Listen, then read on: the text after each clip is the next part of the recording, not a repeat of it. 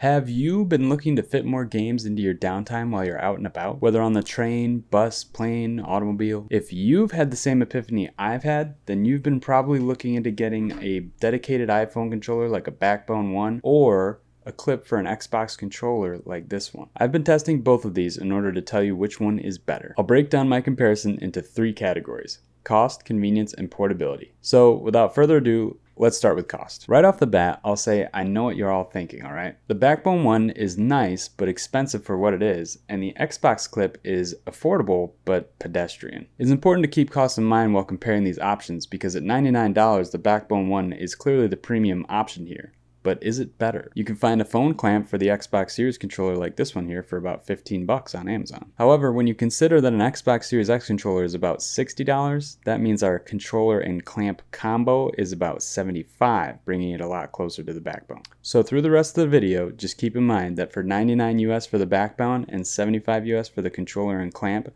the BackBone has to be about 33% better in order to win via cost. By my maths anyway. So the Xbox controller and clamp combo prospectively wins the cost category by being cheaper. But let's see if saving that $15 was worth it at the end of the video. Onto the convenience category. Let's be honest, phone gaming in itself is a convenience. Not too long ago, the only game you could play on your phone was Snake. But recently we are living in a time where phones are so fast, people are asking what kind of esports shooters they can play. Just let that sink in for a second. So with mobile gaming on the rise, people have been realizing that touch controllers aren't the best for every game anymore. And if you're looking to add a controller to your phone, there have been some interesting developments recently. One such solution is the BackBone one here. It's convenient because it plugs directly into your phone, resulting in a quick and easy wired connection with no pairing mode necessary and no battery, so you never have to charge it. Just one less device to worry about keeping charged. It comes with a pass-through lightning charge port, so you don't have to worry about that high-end title draining your battery to 0 while you're playing. And it even brings back the headphone jack, so you can plug in your earbuds or gaming headset, which earns it an extra point. I'll also make an honorable mention to the BackBone app, which is very slick and convenient, but actually requires a subscription. Sadly, stripping the BackBone one of the extra point that the headphone jack just earned it. At the end of the day, you can launch your apps your dang self anyways. So in my opinion, just skip the BackBone app once your free subscription runs out. Speaking of launching apps your dang self, that's the experience you'll have with the Xbox controller. You'll also have to go into your settings and pair the controller. You also have to make sure your Xbox controller is charged or that you have AA batteries with you. Otherwise, you'll pull your controller out of your bag and put the phone clip on just to realize that the controller's out of juice, and nothing is sadder. This doesn't happen with the BackBone one, obviously, because it doesn't have a battery. It just runs off the phone's power. The BackBone one is foolproof for portable gaming in a way that the Xbox controller just isn't. However, a hugely important convenience factor for the Xbox controller is that you can connect it to just basically any device you have around. Connect it to your iPad, Google TV, Apple TV, Fire TV, the list goes on. The other convenient thing about the Xbox phone clip is that you can use it even with a phone case on, which is something the BackBone one can't say. I mean, who the hell is walking around without a phone case on these days? Just full nude iPhones out here? Couldn't be me. Yes, the BackBone one is made specifically to be as compact as possible, so they made it slim that you don't have any room for a phone case. Okay, but I mean, come on BackBone, the PlayStation Edition is a perfect match for my Nomad Sport case anyways. For me, I'd rather just be able to throw my phone with the case on into the BackBone without having to take the case off. Because currently, whenever I put the iPhone on the BackBone, I have to find some place to keep my case. And it's just a case in your pocket, just no phone, just the case. That might even be weirder than having a nude phone. Just walking around with phone cases in your pocket. What's wrong with you?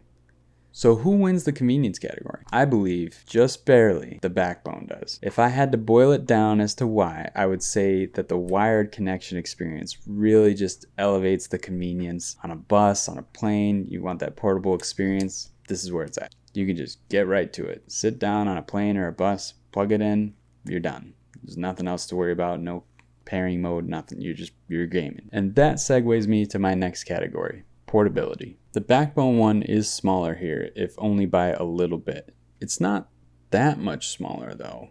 You know what I mean? It's a little bit wider than the Xbox controller, but a little bit narrower and just a bit shorter. But yeah, generally they're not that different size. So if you're thinking about putting this thing in your pocket or something, I might recommend you think again. And since I've just explained that it's still too big for most pockets, you're now going to default to throwing it in a bag. And if you're throwing it in a bag, then that slight difference in size doesn't really matter anymore, does it? So the size difference is not really as much as you think, portability wise. However, in the same vein, the BackBone 1's thumbsticks are smaller, whereas you get full-size sticks on the Xbox controller. It's the same story for the triggers.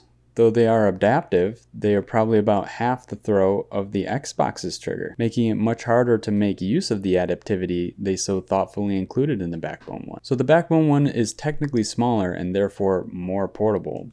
But at what cost? I think in a weird twist, the Xbox controller actually wins the portability category despite being slightly larger. Because for just a slight amount more heft, you get the larger thumbsticks, the better triggers, you get a clickier D-pad and bigger face buttons, and a full-size grip at that, all in one package, where as this, you're kind of cutting corners. And it is for these reasons that I say that the Xbox controller actually wins the portability segment. The BackBone 1 might be just as or more portable in a technical sense, but when you think about the sacrifices made to get there, it's just a little less worth it. And now for my closing thoughts after spending several weeks going back and forth testing these devices on trips short and long, domestic and international. If you're only ever on the road with an iPhone, I'm just going to come out and say it. You're probably going to want the BackBone 1. You'll be happy. Cutting down the clutter of things to remember to bring with you to just this one accessory is very appealing and is going to be ultimately more portable for this type of user. Bringing the Xbox controller, the clamp,